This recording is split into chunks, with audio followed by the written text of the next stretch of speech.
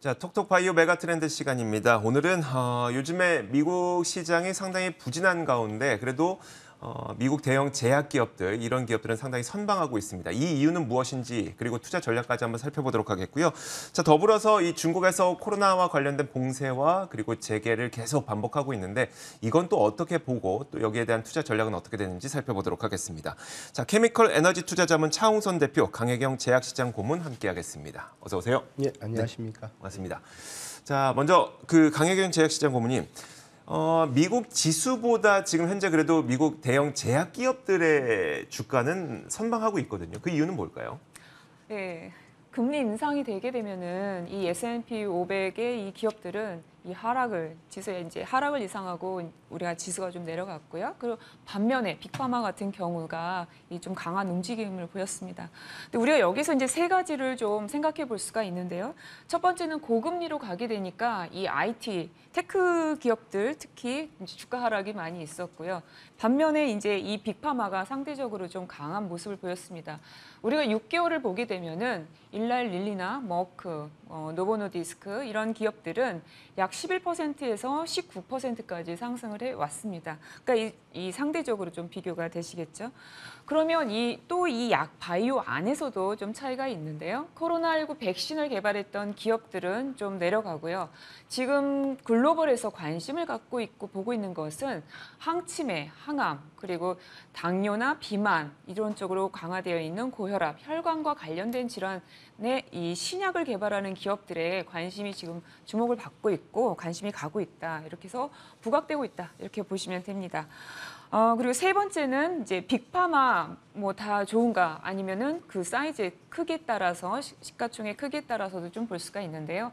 빅파마 같은 경우는 매출액이 뒷받침되기 때문에 더 부각이 되는 거고요. 이렇게 금리 인상이 되다 보니까 매출액은 없거나 적으면서 임상을 진행하는 스몰파마 작은 기업들에게는 또 이렇게 주가의 하락이 좀 더 나타나는 이런 현상을 좀 볼 수가 있습니다.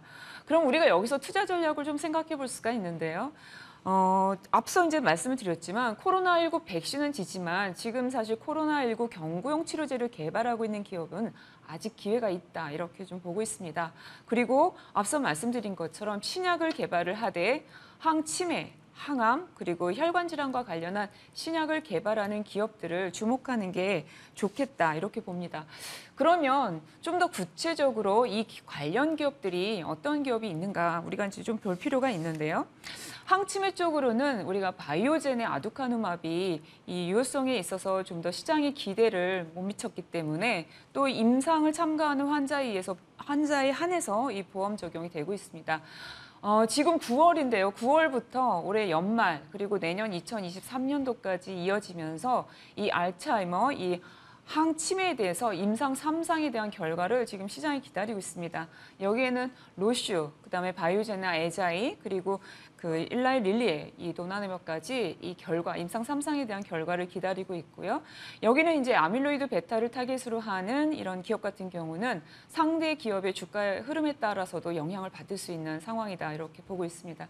그럼 두 번째 이제 항암인데요. 항암은 암종과 좀 어떤 기종이 주목을 받고 있는가 이런 걸 좀 볼 필요가 있습니다. 비소세포 폐암이나 혈액암 그리고 전립선암이 지금 신약에 대한 승인이죠. 승인을 좀 기다리고 있고요. 여기에 관련된 기업은 또 주가의 움직임이 있을 거다 이렇게 예상을 하고 기존에 있어서는 이제 케이라스나 티짓을 타겟으로 하는 작은 또 바이오테크 기업들도 주목을 받고 있습니다. 그래서 이 항암 쪽은 이러한 부분을 좀 더 지켜보는 게 좋겠다 이렇게 봅니다. 그리고 혈관은 이제 말씀을 드렸는데 2026년이 되면 또 일라릴리 같은 경우는 당뇨에서 비만까지 이어지는 이런 파이프라인에 있어서 매출액이 5조 원 이상을 넘는 이런 승인을 받게 된다. 이렇게 되면은 매출액의 추가 상승을 볼 수 있습니다. 그래서 이러한 부분들, 그래서 릴리나 그리고 로슈, BMS 이런 기업들의 승인이 어떻게 이어질지 이 부분들을 보시는 게 좋겠다. 이렇게 봅니다. 그러면 이제 제가 긍정적이고 그리고 글로벌에서 이 신약과 관련해서 지금 주목하고 있다 이런 말씀을 드렸는데요. 여기에 약간은 조금 부정적일 수 있는 내용이 하나가 있습니다. 뭐냐면 빅파마라고 해서 다 좋은 게 아니고요. 이제 내년에 특허 만료를 앞두고 있는 기업도 있습니다. 우리가 매출액이 가장 많은 이 에브베이 휴미라 같은 경우가 약 25조 원 가까이 매출액을 올리는데 내년에 미국에서 이 휴미라의 특허 만료가 이슈가 있습니다. 그리고 또 그 외에 이제 제품을 보게 되면은 리제네르의 아일리아나 아니면 J&J의 스테렐라 이런 게 있습니다. 매출액만 보면은 40조 원입니다. 그럼 여기에 바이오 시밀러를 만드는 기업도 내년부터 또 기회가 있다 이렇게 되는데요. 국내 기업으로 좀 연결을 해볼까요? 국내 기업을 보게 되면은 국내 이 시가총액 1위인 이 제약바이오 기업의 역사를 보면 제네릭을 만들었고요. 셀트리온의 CMO가 있었죠. 한미의 그 신약 기술 수출이 있었고 그리고 CMO 이 셀트리온의 바이오시밀러 그리고 2017년에 이어서 2020년 삼성 바이오로직스의 이 바이오시밀러와 CMO에 대한 이 시가총액 1위로 지금 가고 있습니다. 그러니까 삼성 바이오로직스와 이 셀트리온의 바이오시밀러가 내년에 휴미라 이 바이오시밀러와 이슈가 맞물린다 이렇게 보시면 됩니다. 그래서 이러한 부분들은 초기에 이 셀트리온이 바이오시밀러로 유럽을 공략하던 때와 좀 더 차이가 있다. 이렇게 좀 더 보시면 좋겠습니다. 네, 알겠습니다. 미국 빅파마들이 왜 요즘에 좋아지고 있는지에 대한 설명과 함께 거기서 연장선상에서 우리나라에서 그러면 좀 수혜를 받을 수 있는, 그러니까 주문을 받을 수 있는 기업들인 거죠. 주문을 받을 수 있는 기업들까지 언급을 해주셨으니까 투자에 참고하시면 될 것 같고, 자 그러면 이어서 이렇게 중국과 관련된 봉쇄 조치, 폐쇄 조치 이 부분을 좀 여쭤볼 텐데 차홍선 대표께서 좀 그냥 한 번에 투자 전략까지 말씀해 주시면 될 것 같거든요. 요즘에 중국은 어떤 현황이고 투자 전략은 어떻게 짜면 될까요? 그 감염병이 이렇게 경제에 크게 미친 영향이 네네. 그게 몇 번은 있었는데 지금 현재 그런 상황이라 봅니다. 근데 이제 지금 크게 업데이트되는 상황은 2022년 올해 이제 10월 16일부터 중국에 당대회가 열립니다. 당대회가 한 일주일 동안 열리는데 그게 지금 코로나 봉쇄에 어떤 영향을 미칠까? 네. 그게 관건입니다. 그래서 뭐 지금 보면은 당대회 끝나고 당대회가 흔히들 일주일 정도 지속되는데 10월 16일부터 일주일 뒤에는 코로나 봉쇄가 예를 들면 뭐 그것도 하나의 가정인데 그러니까 본격적으로 해제되지 않겠냐 이렇게 보고 있고 그 지금 현재 백신 개발 현황을 보면은 오늘 어제 같은 경우는 캐시노 같은 경우가 바이러스 벡터 백신인데 그게 이제 흡입형으로 부스터 샷을 긴급 승인을 했거든요. 그러니까 중국도 지금 현재 그러니까 지금 보면은 지구상에서 유일하게 지금 현재 봉쇄가 해제되지 않은 나라가 지금 중국입니다. 그래서 중국도 지금 조금 다급한 상황이다 이렇게 보시면 될 것 같고 이에 미치는 영향은 어떻습니까? 지금 경제 성장률이 처음에 5.5%에서 지금 이제 3%로 내려갔고 오히려 지금 3분기 상황을 보면은 더 내려갈 수 있다 이렇게 보이잖아요.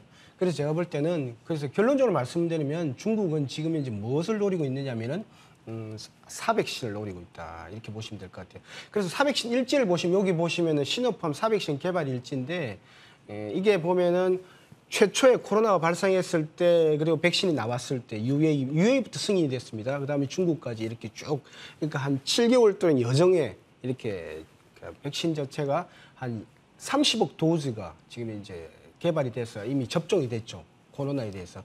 그런데 이제 오미크론에 대해서도 2022년 4월 20일 날 4월 20일 같은 경우는 16일에서 20일 사이에 발표를 했을 때 지금 이제 한 시노팡이나 시노백 같은 경우는 올해 9월 정도에 결과가 나오겠다. 그럼 올해 9월이면 지금은 이번 달 아닙니까? 그러니까 이번 달이네요. 그렇죠. 제가 볼 때는 이번 달에 결과가 나오면서 제가 볼 때는 이미 코로나를 지금 이제 최초의 백신을 개발한 회사, 사백신을 개발하고 지금 이제 접종을 충분히 다 마쳤던 그런 90% 이상을 다 마쳤던 회사이기 때문에 충분히 가능할 거로 보고 있습니다. 그래서 지금 우리가 주목해야 될 거는 중국의 당대회 그리고 10월 16일부터 있는 당대회 그리고 그 전에 올해 제가 볼 때는 이번 9월 달에 개발될 그런 사백신의 개발 현황 이 두 가지를 보시는 게 중요하다 이렇게 생각되고 있었고 투자 전략으로는 제가 볼 때는 저번에도 말씀드렸지만은 이런 시노팜이라든지 시노백이라든지 이런 백신 기업을 사는 것보다는 왜냐하면 하나는 비상장사고 하나는 거래가 정지돼 있기 때문에 제가 볼 때는 그러니까 코로나 때 보면은 2%의 경제 성장률에서 그 다음에 8% 경제 성장률로 크게 점프를 합니다. 그래서 오미크론 때도 제가 볼 때는 사백신이 개발되고 그다음에 그 경제가 봉쇄가 해제된다면 오히려 후폭풍적으로 경제가 많이 올라갈 거를 감안해서 제가 볼 때는 우리나라 같은 경우가 오히려 수혜를 많이 볼 것 같은데 뭐 저번에 꾸준히 말씀드렸지만 신천이나 상해지수, 코스피 지수, 그다음에 우리나라 화학기업들, 뭐 철강기업들 이런 기업들이 좋지 않겠나 보고 있습니다. 그래서 두 가지.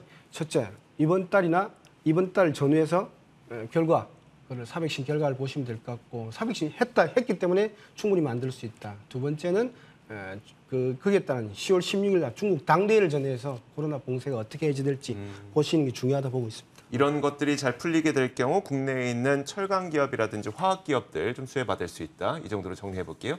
알겠습니다. 자, 이렇게 톡톡바이오 메가트렌드 케미컬 에너지 투자자문 차홍선 대표와 강혜경 시장 고문과 함께 이야기 나눠봤습니다. 고맙습니다.